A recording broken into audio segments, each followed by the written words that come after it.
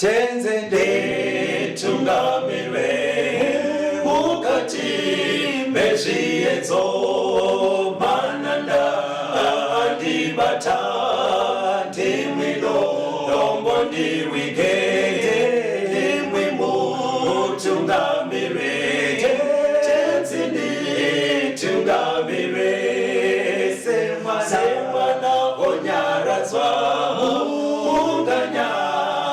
zenyanza mananda anomunzwa kanama atinyarara emwete tenzi wenyanza tenzini tungamire aponda svikanyanza mananda ondishisa andichienda zororo mira kune mwinga andinzwe imwimoti ndinokutumira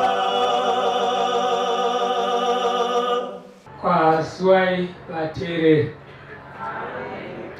tinomuchingamidzai kuchirongwa the second coming of Christ chinouya kwamuri muchichipihwa naPastor Gift Rhodzi veku-North Zimbabwe Conference of the Seventh-day Adventist Church pamwe chete namufundisi Caston Betera veku-East Zimbabwe Conference of the Seventh-day Adventist Church. Mustudio nhasi tina Proclaim Rhodzi ari kutiisira musign language.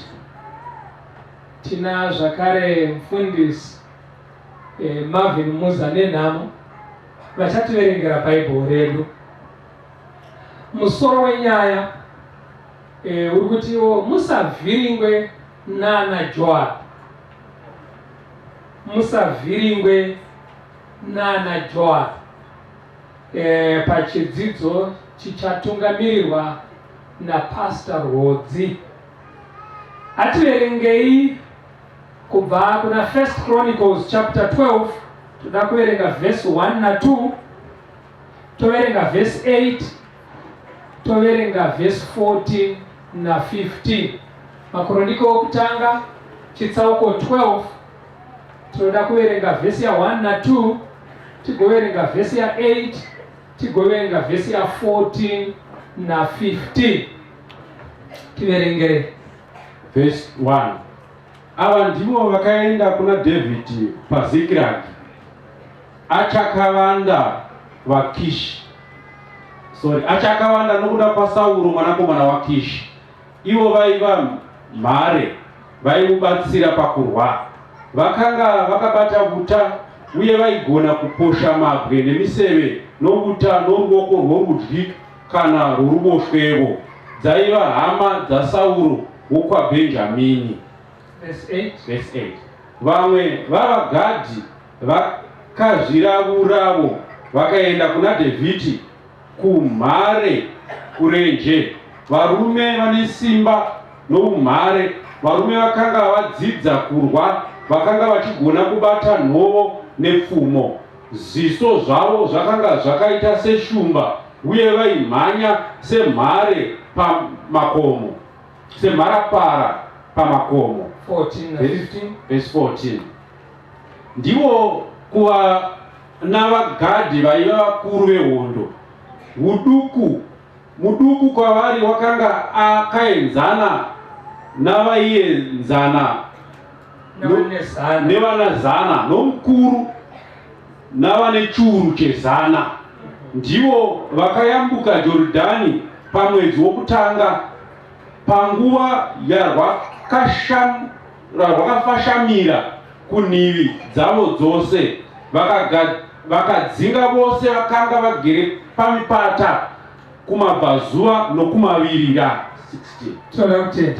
Panapa tiri kutaurirwa pamusoro pehondo, pearmy ya David. Muvarwi vakaenda kuna David vasundwa naMwari kuti vaende kunomubatsira. Parunzi dzaive mhare pakurwa, kurava dzaive nyanzvi. Vaive varume vakanga vakadzidzira kurwa hanzi vaigona kushandisa miseve nenhoo, vaigona zvakare kupotsera matombo nerudyi neruboshwe. Saka vaitrena kushandisa maoko ese. Varume ava vari kunzi zvakare vaidzidzira kumhanya, asi pavanenge vachitrena kumhanya muhondo vaitrena mumakomo. Vomhanya mumakomo zvekugona kubata mharapara nemakumbo. Saka munhu akadaro ukazomhanya naye muganga hauna dhoo pakutaura kwevafana mazuva. Saka dzaive nyanzvi, vaitrena unyanzvi hwakakura. Vari kunzi varume ava kana vabuda kuenda kuhondo vaipfeka zviso zveshumba, kureva kuti vaipfeka fesi dzekubasa ravanenge vatarisana naro. Vobuda voenda. Hanzi varume vacho kana vaakuhondo vakanga vasiri vanhu vokutamba navo. Hanzi rimwe zuva vakayambuka Jorodhani rwakazara mhiri nemhiri. Jorodhani rwizi rukuru rwekuti panguva dzarunenge rwakazara rwakadira mhiri nemhiri, vanhu vaitoziva kuti nemaungira arwo chete vanhu vaivhunduka vari nekure. Vanhu vanonzi vakomana ava vearmy yaDhavid vakayambuka Jorodhani zvinhu zvashata. Pavakabira mhiri, vanhu vaigara ikoko vachivaona vachibuda mumvura vakati havasi vanhu vari normal, zvaita kunge saramusi, vachibva vangotiza vasina kudzingirirwa. Kureva kuti varume vacho vava vasiri varume vekutamba navo. Ndo varume vakaenda kuna David. Bhaibheri richitsanangura unyanzvi hwavo pahondo rinoti iro the least pakati pavo ainzi uyu ndiye musoja ari pasi pavose, hanzi aikanga ari equivalent to 100 soldiers dzemuvengi. Kureva kuti aigona kumirisana nemasoja 100 emuvengi vachipedzerana. Shasha dzacho hanzi anga ari equivalent to 1,000 soldiers of the enemy. Kureva kuti vaigona kuti kana hondo ichiuya ine vanhu 2,000 kwaigona kungotumwa 2 bedzi vari equivalent to 1,000 each, votopedzerana navo. Saka ndio varume vakauya kuna David. Pamhare dzese idzi kunonzi kwanga kuine makapteni anokwana 30. Varume dzakanga dziri shasha zvekuti David akavatarisa akashaya kuti pavarume ava ndiani wandingaite komanda. Ndosaka David akatonga for 7 years asina komanda wearmy yake. Patakazoti zuva ravakanga vakuenda kunotora Jerusarema paigara maJebusites, David ndo pakauya mufungwa make kuti ndosarudza sei komanda. Ndobva ataura, regai tiverengerwe pana 1 Chronicles 11 verse ya 6. Ipapo Dhavhidhi akati, unotanga kubaya vaJebhusi ndiye uchava mutungamiriri nomukuru. Zvino Joabhi mwanakomana waZeruya akatanga kukwira akaitwa mutungamiriri. Tinote kuna 2 Samuel 5 munyore verse 8, David anotiye mapindiro atingaite paJerusarema ndekutopinda nekutsime remvura rakanga rakavezwa mudombo, paive nechitubu chaibva mudombo chichidzika muKidron Valley. Ipapo ndo pakacherwa mwena waienda kunobudira mukati meguta, tunnel yaifamba nemvura. Saka David anotiye munhu angatogona kupinda muJerusarema anofanira kutokwira nekutsime opinda nemutunnel. Kana apinda nemutunnel obuda mutsime ozonopinda mukati meguta. Saka anenge azvigona izvozvo onobaya maJebusites pamagedhi ovhurira the rest of the army, ndiye achaita komanda. Joabhi ndiye akavholondiya kuita izvozvo, anga ari mwana wanzvadzi yake, but haana kusarudzwa kuita komanda nekuda kwekuti iye hama yepedyo. Akasarudzwa nekuda kwekushinga kwaakaratidza. Saka amongst 30 macaptains dzakanga dziri shasha vakanga vari equivalent ish to 1,000 soldiers ndo maipinda vana Joab, vana Eliaza nevamwe. Joab akazokunda vamwe nekuda kwekutsunga kwake kunoshambira nemutaniro yemvura nekunobuda nemutsime nekuenda kunofura magedhe eJerusarema kuti vamwe vapinde. Ndo zvakaita kuti Joab aite komanda. Saka batai chimwe chinhu chakanaka strength yaiva muna Joab. 2 Samuel 10 tunakuerenga vhesi ya 12 na 13 takutarisa Joab. 2 Samuel chapter 10 verse 12 nevhesi ya 13 tiverengere. Vhesi ya 12. Right. Tsunga moyo, tirwire vanhu vedu namaguta aMwari wedu savarume, naJehovha ngaaite sezvaanoda. Naizvozvo Joabhi navanhu vaakanga anavo vakaswedera kuzorwa naAsiria, ivo navakatiza pamberi pake. Saka pane chimwe chinhu chiri kubuda pandima iyi. Joab aenda kuhondo, vari kurwa neMasirians. Akukuza amwe masoja anoti tsungai moyo vakomana, zvakare Jehovha ngaakuitirei zvaanogona kuita saMwari. Vakaenda zveshuwa vakanokunda maSirians. Chiri kubudiswa pandima iyi ndechekuti Joab akanga asina kungoshinga chete. Joab akanga asingori mhare chete pakurwa, asi aivimbawo naMwari. Saka vaiti kana vachienda kuhondo aitonamata, iye ari komanda, ari a tough man, ari munhu akatrena ane unyanzvi ane ushingi hwakadaro. Joab chimwe chinhu chaiwanikwa maari, aitonamata kana vari mubattlefield, achikumbira Mwari kuti vavarwire, vavatungamirire, vavakundise. Ende zveshuwawo Mwari vaivatungamirira vachivakundisa. 2 Samuel 14 tunakuerenga apa vhesi ya 20 na 21. Pane chimwe chinhu chinobuda zvakare muna Joab. 2 Samuel 14 verse 20 vhesi ya 20 na 21. Muranda wenyu Joabhi wakandirayira kushandura shoko iri kudai: usi ishe wangu wakangwara, nokungwara kwakafanana nomuti mutumwa waMwari, nokuti unoziva zvose zviri panyika.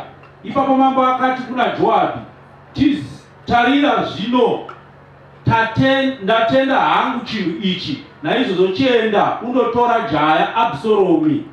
Right. Pane chimwe chinhu chabuda zvakare mukarekta yaJoab. Pamatare emusha Joab anga ari muyananisi. Panapa tinomuona achienda kuna David. Pakati paDavid nemwanakomana wake Absalom paita kusanzwisisana. Mushure mekunge Absalom aponda brother yake Amnon, uyawo kunge achinya hanzvadzi yake Tamari. Saka David anga asiri kuda kuona Absalom. Joab ndokubva aronga nzira yekuti angayananisisei baba neMwari. Ndobva atuma mudzimai uyu akanotaura parable pamberi pamambo yakakonvinza David kuti anofanira kunzwira mwana wake nekumutendera kudzoka. Saka Joab pamusoro pekuva nyanzvi pakurwa, Joab pamusoro pekuva munhu akashinga pakurwa, nemunhu aivimba naMwari panguva dzehondo, chimwe chinhu chatinoona musocial life yake Joab anga ari muyananisi. Ndo chimwe chatinoona. Asi kana moverenga mu2 Samuel 11, chii chatinosangana nacho muna 2 Samuel chapter 11, tinosangana naDavid achinyora tsamba kuna Joab. Joab ari kuhondo, David anomunyorera tsamba oti isai Uria panopisa pehondo, womusiya aripo, make sure kuti anofira ikoko. Joab zveshuwawo akaisa Uria paipisa pehondo, akamusiya ari ega akameka sure kuti vamwe vano-withdrawa vomusiya Uriya achibva afa. Zano raDhavhidhi raive rekuti kana Uriya afa iye wotora mukadzi waUriya ainzi Bhatisheba. Saka Joabhu tinomuona achibatsirana namambo Dhavhidhi pakuponda kana kuti pakufa kana kuurawa kwaUriya muHiti. 1 Kings 2 vhesi ya 32 na 33. Jehovha uchadzosera ropa rake pamusoro wake, nokuti wakauraya vanhu vaviri vakanga vakamupfuura pakururama nokunaka. Akavauraya nomunondo, baba vangu Dhavhidhi vasingazvizivi. Iye Abhineri mwanakomana waNeri, mukuru wehondo yaIsraeri, naAmasa mwanakomana waJeteri, mukuru wehondo yaJudha. Naizvozvo ropa ravo richadzokera pamusoro waJoabhi napamusoro misoro yerudzi rwake nokusingaperi. Asi rugare runobva kuna Jehovha ruchava naDhavhidhi norudzi rwake neimba yake. Panapa chii chiri kubuda pachena? Pari kubuda pachena kuti Joabhu akabatsira kuuraya Uriya muHiti achibatsira mambo. Pamwe pacho tinoonawo zvakare Joabhu achiponda Abhineri, komanda wehondo yokwaIsraeri. Oponda zvakare Amasa akanga agadzwa naDhavhidhi abvisa iye Joabhu, akamuuraya. Saka Joabhu aive munhu asingaregereri. Chaakaurayira Abhineri ndechekuti Abhineri akanga auraya munin'ina wake Asaheri. Chaakaurayira Amasa ndechekuti Amasa anga agadzwa pachinzvimbo chake sakomanda. Ndo zvimwe zvatinoona. Chimwe chekupedzisira chinoitwa naJoabhu, anozopatisipeta pakugadzwa kwaAdonija, brother yaSoromoni.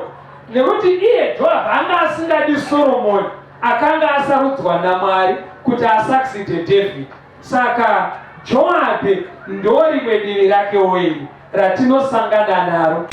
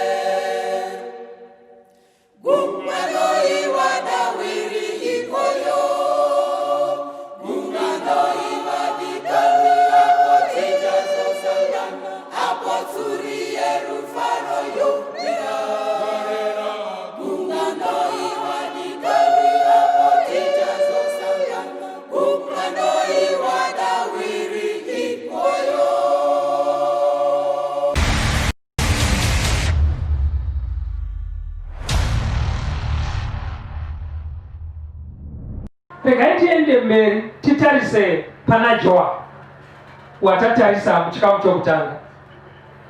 Akabatsira mambo kuponda Uriya, number 1.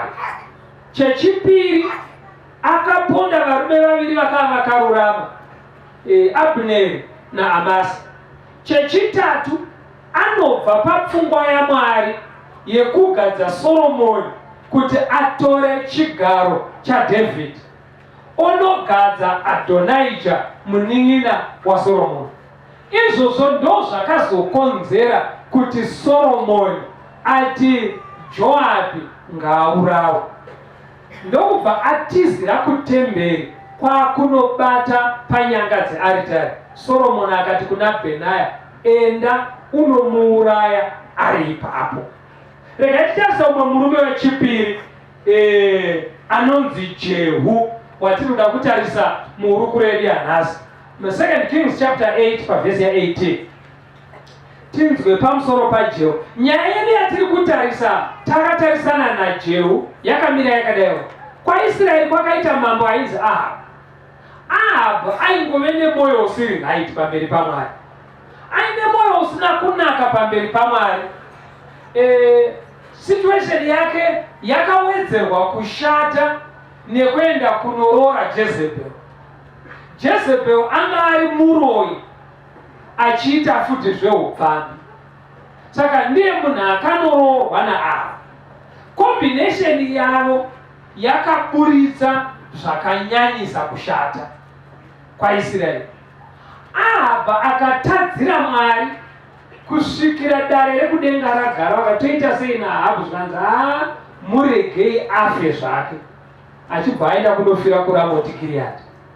Afa Ahabu, uipi hauna kubva kwaIsraeri, nekuti mudzimai wake neuroyi hwake neupfambi hwake akasara achiendesa mberi zvakaipa kwaIsraeri.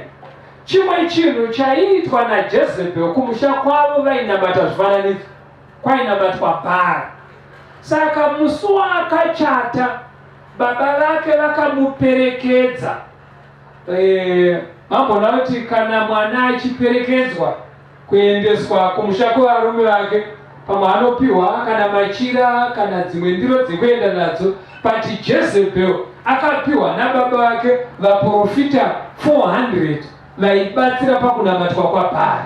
Ndo vaakaenda navo vakanzi vakuperekedze vanonokubatsira ikoko. Saka zvakasvibisa Israeri nekuita kuti vaIsraeri vanamate zvifananidzo zvaisembura Mwari. Ahabhu afa. Chimwe chinhu zvakare chakaitwa nemhuri yekwaAhabhu, vaibeka shuwa kuti vanasikana vavo vanoroorwa nemadzimambo. Handina kuti vaizviita sei, nekuti unoona several of them vakaroorwa nevanhu vakatotonga kuita madzimambo kwaIsraeri nekuita madzimambo kwaJudha. Saka uipi hwaiwanikwa kwaIsraeri hwowanikwa zvakare kwaJudha. Ndo karongero kavakanga vakaita kusvikira Mwari ati imba yaAhabhu yaoresa nyika, toita sei nayo? Ndobva vati the best kuita kuti mhuri yese nezvizukuru zvese ngavaurawe zvavo vaparare. Ndo Mwari paakasarudza Jehu kuti amupe assignment iyoyo. Jehu anga ari umwe wemacommanders ekumba kwamambo. Saka mambo aitonga panguva iyo kwaIsraeri ainzi Joramu. Tiverengerei 2 Kings 8 verse 18. Vhesi ya 18. Right. Akafamba nenzira yamadzimambo aIsraeri sezvaakaita imba yaAhabhu, nokuti mukunda waAhabhi waiva mukadzi wake, akaita zvakaipa pamberi paJehovha. Verse 27. Hanzi nekuti mukunda waAhabhu aive mukadzi wake. Mazvinzwa? Saka uyu Joramu mukwasha kuna Ahabhu, obva aita zvakashata. Verse 27. Verse 27. Iye wakafamba nenzira yeimba yaAhabhi, akaita zvakaipa pamberi paJehovha sezvakaitwa neimba yaAhabhi, nokuti wakanga ari mukuwasha weimba yaAhabhi. Uyu ndiAhazia mambo wekwaJudha, akanga akanoroora futi kumba kwaAhabhu. Saka vese vaidorora kwaAhabhu vaipedzisira vaakufamba zvinovengwa naMwari. Ndo zviri kubuda panapa. Regai tiende pane madzimambo echipiri chapter 9. Toda kuverenga verse 1 to 3, toverenga verse ya 6, 7 na 8. 2 Kings 9 verse ya 1, 2 na 3.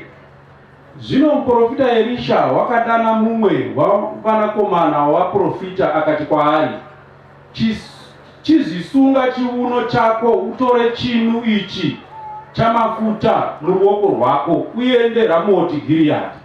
Zvino kana wasvikapo utsvakepo Jehu mwanakomana waJehoshafati mwanakomana waNimishi, upinde mumba ugomurayira asimuke pakati pehama dzake apinde muimba yomukati. Ipapo utore chinu chamafuta ugodira pamusoro pake uchiti, zvanzi naJehovha, ndakuzodza kuti uwe mambo waIsraeri. Ipapo uzarure mukova utize usanonoka. Verse 6 kusvika pa8. Verse ya 6. Ipapo akasimuka akapinda mumba akadira mafuta pamusoro wake akati kwaari, zvanzi naJehovha Mwari waIsraeri, ndakuzodza uve mambo wavanhu vaJehovha ivo vaIsraeri. Uchaparadza imba yatenzi wako Ahabhu kuti nditsive ropa ravaranda vangu vaprofita neropa ravaranda vose vaJehovha kuna Izebheri. Nokuti vose veimba yaAhabhu vachaparadzwa. Ndichaparadza kuna Ahabhu vanakomana vose vakuru navaduku pakati paIsraeri. Ndichaita imba yaAhabhu seimba yaJerobhoamu mwanakomana waNebhati, uye seimba yaBhaasha mwanakomana waAhija. Imbwa dzichadya Jezebheri panyika yeJezreeri. Hakuna uchamuviga ipapo. Akazarura mukova akandokutiza. Right. Saka Elisha ubva atuma mfana umwe wavafana vaprofita. Chimhanya iwewe uende kwakaungana Jehu anga ari komanda ane mamwe masoja ainawo. Enda wosvika mudedza nopinda muimba yemukati. Kana wasvika imomo, chinhu chemafuta ichobva wachidira mumusoro make kuti ndatumwa naJehovha kuzokuzodza kuti uite mambo kaIsraeri. But ipapo mambo anga aripo Joramu. Wangopedza kumuzodza ibva watiza uende. Asi umuudze kuti chawazodzerwa naMwari it's a special assignment yekuti uparadze imba yaAhabhu yese. Pasamboona kana one anosara, chero Jezebel ngafe. Plus Jezebel haafaniri kuvigwa zviri decent semukadzi wababa. Anofanira kutodyiwa nembwa. Saka ndo masodzerwa akaitwa Jehu. Now pane chimwe chinhu chinobuda muna Jehu. Musi wangozodzwa Jehu akabva atotanga ipapo. Vanhu vekutanga vaakamhanya kwaari ndiJoramu anga ari mambo kwaIsraeri naAhazia anga ari mambo kwaJudha. Ndo vaakatanga kumhanya kuiba, nekuti Ahazia anga ashanyira Joramu, anzwa kuti akakuvara kuhondo, auya achirapwa maronda ekuhondo. Saka Jehu akamhanya akanosvika vari muimba imwe chete. Ndobva Joramu ada kutiza ati chinzwai 2 Kings 9 verse 22 kuenda pa24. Verse 22. Zvino Joramu wakati achiona Jehu akati, kuno rugare here naJehu? Iye akapindura akati, rugare rwei kana ufeve hwamai vako Izebheri nouroyi hwavo uchiri huzhinji hwakadai. Ipapo Joramu akadzosa ngoro yake akatiza akati kuna Ahazia, tanyengerwa Ahazia. Ipapo Jehu akahwengura uta hwake nesimba rose akafura Joramu pakati pamafudzi ake museve, ndokubuda napamwoyo wake akawira mungoro yake. Zvino Jehu akati kuna Bhidhikari mukuru wake wehondo, musimudze umurashire pamhindu romunda waNabhoti kuJezireeri, nokuti urangarire kuti Jehovha wakataura izvi pamusoro pake musi watakatasva mabhiza isu vaviri tichitevera Ahabhi baba vake. Verse 27. Verse 27. Asi Ahazia mambo waJudha wakati azviona akatiza nenzira yakapfuura napaimba yomunda. Jehu akamutevera akati, muuraye naye mungoro. Vakamubaya pajinga pegomo reguri iri riri paIbhirimi, akatizira Megidho akafirapo. Panapa ndo panofira Joramu naAhazi. Joramu anobvunza, kune rugare here Jehu uri kuuya uchimhanya zvakadaro? Zvikanzi kungaite rugare nehama yako vachiita chiuye chakadaro neurwe hwakadaro. Israeri inotozozorora kukaita rugare kana amai vako vasisi. Uyu ndopaona zvisina kumira zvakanaka. Akutanga kutiza zvikanzi urayai, ndobva avhomora museve, ndobva abaya. Joramu achibva afa ipapo. Ahazi ari kutiza, ari kuenda, zvikanzi batai muurayi, ndobva vamubata, ndobva vauraya. Jehu atanga basa raazodzerwa naMwari. Verenga vhesi ya30 na33 munzwe zvakaitwa naJehu. Zvino Jehu wakati achisvika paJezreeri, Izabheri akazvinzwa, akazodza kumeso kwake nokushongedza musoro wake, akatarira napahwindi. Zvino Jehu wakati achipinda napasuo akati, kuno rugare here nhai iwe Zimuri, muurayi watenzi wako? Iye akatarira kumusoro kumhwindi akati, ndianiko unonzwana neni? Ndianiko? Ipapo varanda vaviri kana vatatu vakatarira kwaari napahwindi, akati, musundire pasi. Naizvozvo vakamusundira pasi, rimwe ropa rake rikachambwadzira pamadziro napamabhiza, akamutsika namakumbo ake. 34. Right. Saka Jezebel odongorera nepahwindi ari upstairs. Oti, ndiwe kawauraya mambo. Jehu anobva abvunza, ndiani ari padhuze naJezebel? Ndobva umwe musoja adaira, zvikanzi mupotsere nepahwindi. Vabatwa ndobva akandwa nepahwindo. Anzi akasvorovera pasi papavement. Ropa rikapwatika richinozora pajurawo, rimwe rikatsatika richienda kunowira pamabhiza. Iye akapfuura achimukava nebhutsu akaenda. Akasara Jezebel achidyiwa nembwa. Zvakanga zvataurwa naMwari. Mukateera nyaya yaJehu mukaenda muchapter 10, munoona kuti Jehu anoenda zvakare onyora tsamba kuvarume vaichengeta vanakomana vamambo. Kune vaichengeta 70 sons dzamambo, vanakomana vane 40 vamambo.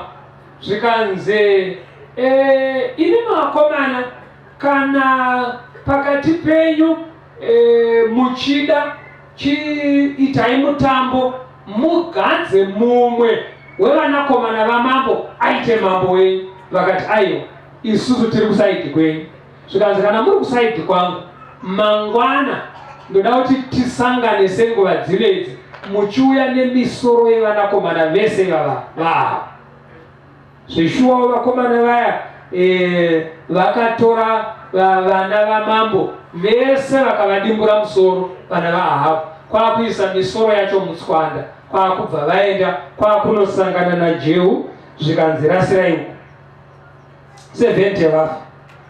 Obva ipapo anobva atanga kuteera mabrothers aAhabhu, vanin'ina vake vese achiuraya. Munofanira kuti muzoverenga ateereri kuna madzimambo echipiri chapter 10. Mukanotangira pachapter 8 patabvira chapter 9 muverenge nechapter 10. Ndoma munosangana nenyaya dzese idzi. Chinzwa Jehu zvaakaita. Obva ipapo oenda kune rimwe guta, onowana vamwe varume 42 vanga vari machinda, vari mabhururu ekumba kwaAhabhu. Ndimi vanani? Anotanga taura kuti tizomaira mambo, asiri kunzwa zvakanaka, batai varume ava muuraye. Vese vachibatwa vari 42 vachifa. Saka Jehu nezuva rimwe chete akauraya varume vakawanda, vese dzanga dziri hama dzaAhabhu. akadziuraya. Muchapter 10 imomo, kana mukachiverenga vhesi ya 18 ya 2 Kings chapter 10 vhesi ya 18, vhesi ya 18, right?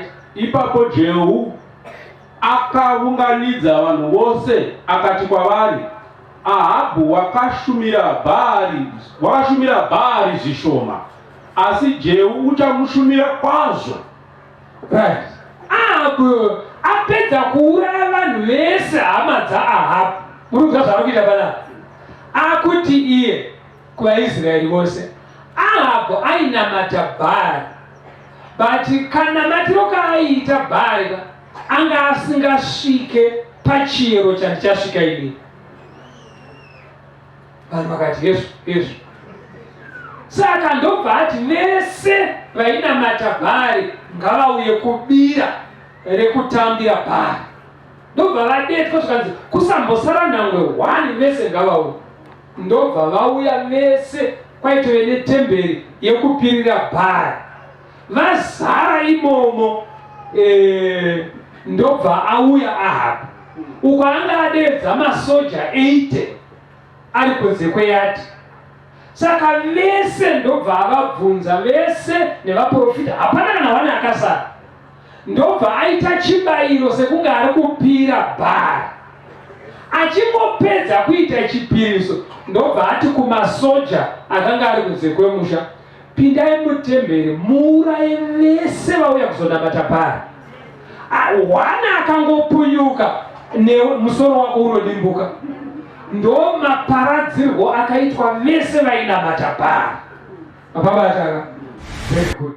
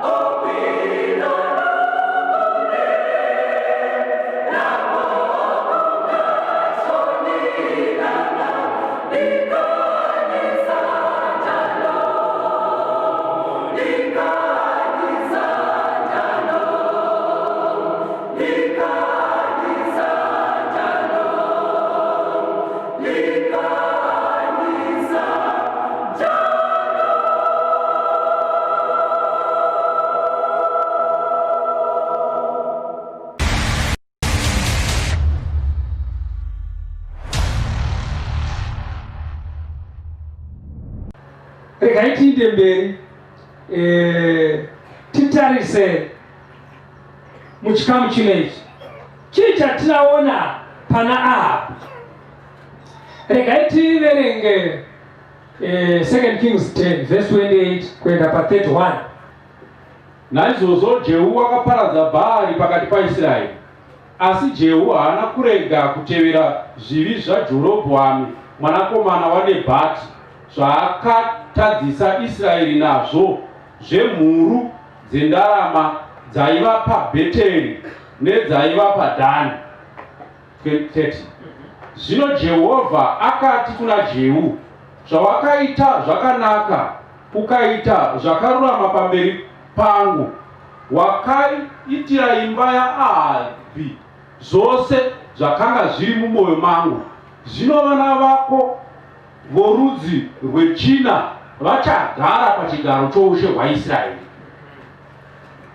Mwari ari kuti kuna Jehu, iwewe assignment yandakupa, basa randakakutuma waita zvakanaka, waita nemazvo. Ukaparadza imba yaAhabhi yese, hauna kusiya nyangwe chizukuru. Warova chero nekuvana vevakuasha, waita zvakanaka. Saka nekuda kwezvawaita izvi, iniwo ndichacherechedza basa irori nekumeka sure kuti vana vako vachagara pachigaro cheushe unto the 4th generation, kusvikira kuchizukuru chechina vachingotonga. Nekuti wandifadza, waita zvandakakutuma, waparadza Ahabhu nedzinza rake rose, ukabvisa kunamatwa kwaBhaari kwaIsraeri. Asi manzwa here taverenga kubva pavhesi ya28, pane chimwe chinhu chabuda muna Jehu. Aita basa rese raakaita, sekutumwa kwaakaitwa naMwari, asi anonzi iye moyo wake wanga usiri perfect pamberi paMwari. Aita zvese izvozvo, haana kubva pachitema chaJerobhoamu chekunamata zviumbwa. Saka Jehu anoita basa ratumwa naMwari nemazvo, asi iye ane dambudziko rakewo. Moyo wake hauna kuperera kuna Mwari, anosara akabatirira pachitema chekunamatawo chimhuru chakaumbwa, chakasiya chaumbwa naJerobhoamu. Saka ndezvipi zvabuda muvarume 2 ava vatatarisa musvikamu zvino zviviri zvapfuura? Chekutanga tatarisa pamusoro paJoabu, yanga iri nyanzvi pakurwa, murume ane ushingi hunotyisa, aitungamirira nyanzvi dzokwaIsraeri pahondo, aivimba naMwari ari mubattlefield. Murume aiti kana asiri kuhondo adzoka kumusha, mumatare emusha aitaura zvive musoro, achiyananisa vanhu. Aive munhu wekuti wainyatsoona kuti munhu anodiwa padare kana dare remusha richigara. Asi takazoona Joabu achibatsirana namambo pakuponda Uriya, pabva paita dambudziko. Ndobva taona Joabu achiponda Abneri. Chii chaari kumuurayira? Akatadza kumuregerera kuti Abneri akauraya Asaheri munin'ina wake, mwana wababa namai vake. Ndobva tamuona zvaachiponda Amasa, nekuti Dhavhidhi akanga akusemburwa nekaitiro kaJoabu, ndobva amudhimota ndokumubvisa paukomanda, ndobva aisa Amasa. Joabu haana kutora laiti izvozvo, kuti akaita godo rekubasa, akaita shanje dzakamukurudzira dzikamukonzeresa kuponda Amasa. Chekupedzisira chimwe chataona pana Joabu, zvadiwa naMwari kuti Soromoni ngaatonge, iye anga asingamude Soromoni. Aida Adonija, aigona kuzomuitira mamwe mafevha aida. Saka onogadza Adonija.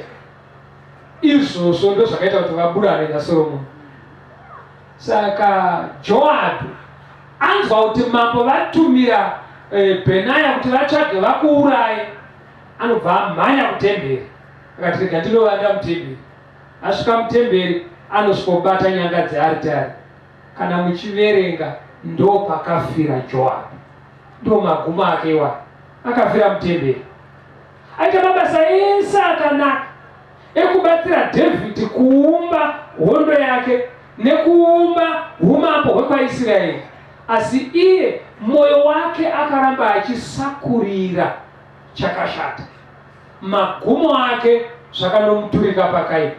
Akafira muchechi, akafira mutemberi, asi asina ukama naMwari. Ndobva taona Jehu zvakare azonzwa naMwari, anoita zvese zvataurwa naMwari nemo, asi pamwoyo pake hapasi correct. Iye apedza kuuraya vana vese vaAhabhu nedzinza rese raAhabhu vainamata vaBhaari, iye akaramba achinamata chimhuru chakaoma. NdiJehu. Ndosaka musoro wenyaya uri kuti ngwarirai musavhiringwe naanaJoabu. Mababata here? Right. Tiri kurevei kana tichidaro. Toda kuzoverenga vaHebheru chapter 3 pavhesi ya7 na8. Now, kakawanda tiri kufonerwa nevateereri. Vamwe vachitumira mameseji vachiti vafundisi, kuparidza muri kuparidza, muri kudzidzisa zveshuwa. Zvino tiri kunyatsonzwa kuti zvamuri kudzidzisa zviri kubva muBhaibheri, asi muri kuti mimi kana tiine mibvunzo tiende kuvavakidzani vedu kana hama dzedu vanopinda sangano rema7th Day Adventist. Dambudziko ratiri kusangana naro heri vafundisi, vamwe vavakidzani vedu nedzimwe hama dzedu havararame sezvinorayira Bhaibheri, shoko raMwari. Saka imi moti tiende kwavari, imi motikuka kuti titeere chokwadi. Ivo vakatanga kupinda machiri havasi kufamba sezvinoreva chokwadi chacho. Ndo dambudziko ratinaro, hamene kuti munotigadzirisirawo sei? Ndo mibvunzo iri kubva kuvateereri. Hebrew 3 vhesi ya7 na8. Naizvozvo sezvinotaura Mweya Mutsvene achiti, nhasi kana muchinzwa inzwi rake, musaomesa mwoyo yenyu sapanguva yokutsamwisa napazuva rokuidzwa murenje. Mwari ari kurayira vana vake, kana manzwa inzwi rangu, regai kuomesa mwoyo yenyu. Zvinoitika kana shoko raMwari richitaurwa, nekuda kwehondo yatiri mukati mayo, Satani anopota achikanda zvibingaidzo munzira dzavana vaMwari, zvinovakondedzesa kuenda pari kudiwa naMwari. Ndo chimwe chinhu chatoda kuti chijeke kubva mutima. Ndosaka Mwari achiti regai kuomesa mwoyo yenyu. Chimwe chinoita kuti munhu aomese mwoyo ndese zvinhu zviri kubvunzwa nevateereri, kuti zveshuwa zvamuri kutaura tazvinzwa.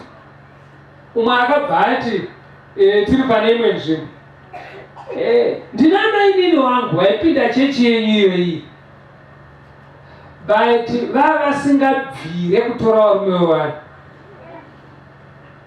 Kuti wazvishoka ukaona amainini vanoenda kuchechi vachitora varume vevanhu, hazvisi right izvozvo. Umwe akataura kuti babamunini vangu chaivo, last born yebaba naBaba, vanga vatori elder, asi vairova mainini zvaitoti siri risatesa. Saka vanhu vari kutumira mameseji akadaro, vachibvunza zvinhu zvakadaro. Imimi moti tiende kunobvunza vanhu vakadaro. Ndosaka musoro wenyaya uri kuti iwo regai kuvhiringidzwa naanaJoabu. Toda kuti mubatisise chinhu ichi vateereri, mubatisise chinhu ichi vana vaMwari, musavhiringidzwa. Noziva kuti kune vamwe vanhu vekuti ticha akamuticha muform 2 akanga agumira form 4 asina kutogoenda kucollege, akaita temporary teacher for many years. Vangara umwe teacher akaita 11 years ari temporary teacher, but akaticha vanhu vakatopasa maform 4. iye ari temporary teacher. Vamwe vacho vapedza form 4 vakaenda form 6 vakaenda kuuniversity vatoone madegree. Vachinondishamisa ndechekuti munhu haati ina handizoda kuenda ku A level because teacher akanditicha akagumira form 4. Hamene kuti pfungwa iri kujeka here.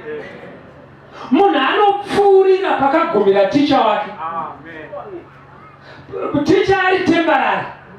Saka munhu anopfuura pakagumira ticha ari temporary otoenda kuuniversity oita degree.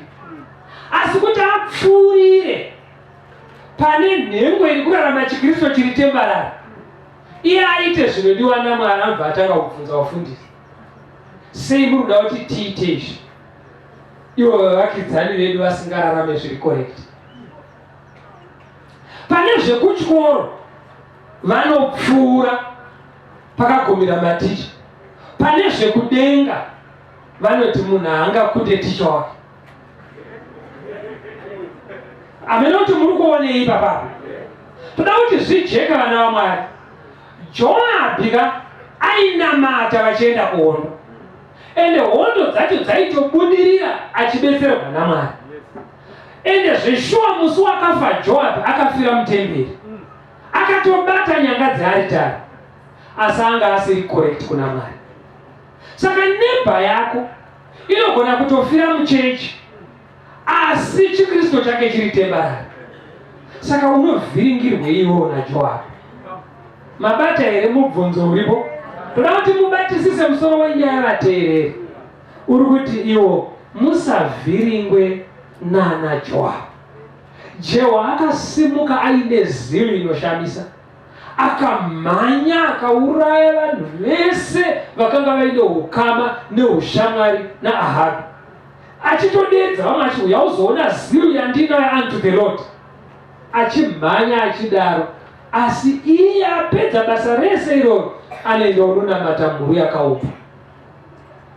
Saka kune vamwe vanhu anogona kunge ari muvakidzani wako, chero ari hama yako yeropa, asi kaitiro kake ukawanyatsomutarisa unoona asingararame zvinopupurwa neshoko.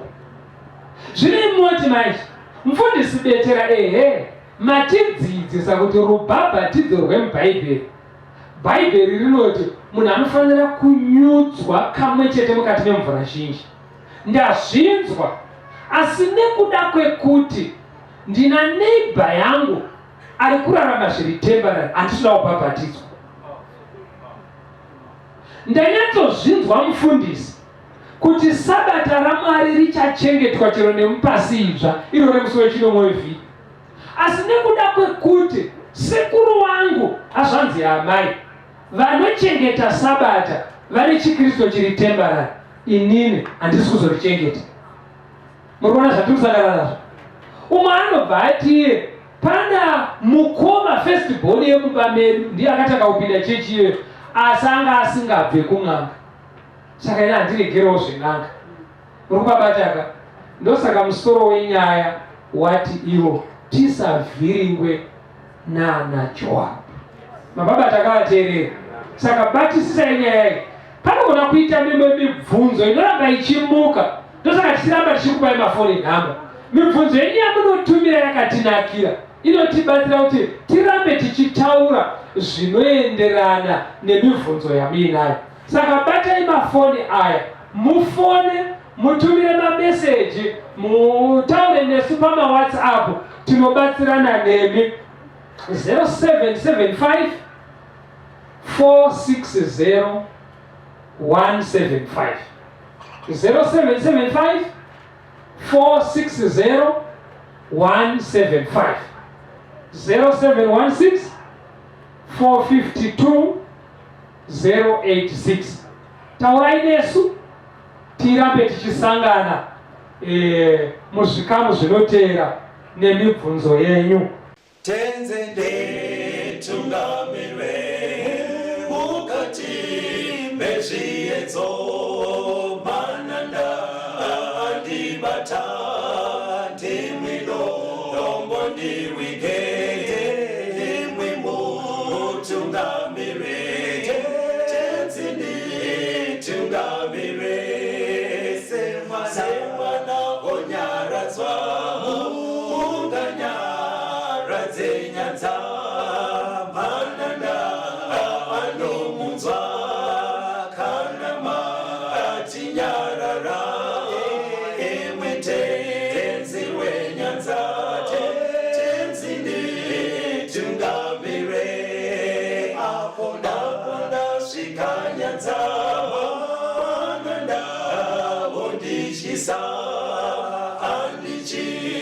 Inazororo Dotsamira kune mwinga Gandinze imwi moti Dino kutu